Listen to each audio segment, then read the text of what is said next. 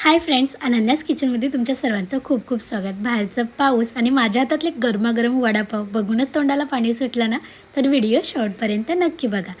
शिजून घेतलेले बटाटे साल काढून मॅश करून घेऊया आणि मग मोठ्या कढईमध्ये 2 चमच तेलामध्ये मोहरी, जिरं, हिंग, कढीपत्ता, पेस्टसाठी अद्रक, लसूण, मिरची, माझ्याजवळचे कोथिंबीरचे देठ त्याची छान अशी पेस्ट बनवून घेऊया। ती देखील तडक्यामध्ये टाकून छान असं मॅश करून घेऊया। मग शिजवलेला बटाटा, हळद, चवीनुसार मीठ टाकून छान अशी वडापावची भाजी तयार करून घेऊया। आता इथे आपली वडापावची भाजी तयार झाली।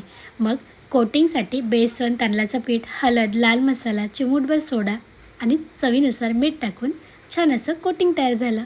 मग इथे छान असे वडापाव तळून घेऊया। छान क्रिस्पी गरमागरम वडे देखील आपले तळून झाले। आता बघताय काय, खायला बसा। बाहेरचं वातावरण एकदम थंड आणि हातामध्ये एकदम असे गरम गरम वडापाव आणि अशी कडक चहा। माझा तर नाश्ता झाला आहे, तुमचा झाला का? कमेंट्समध्ये नक्की सांगा। थँक्स।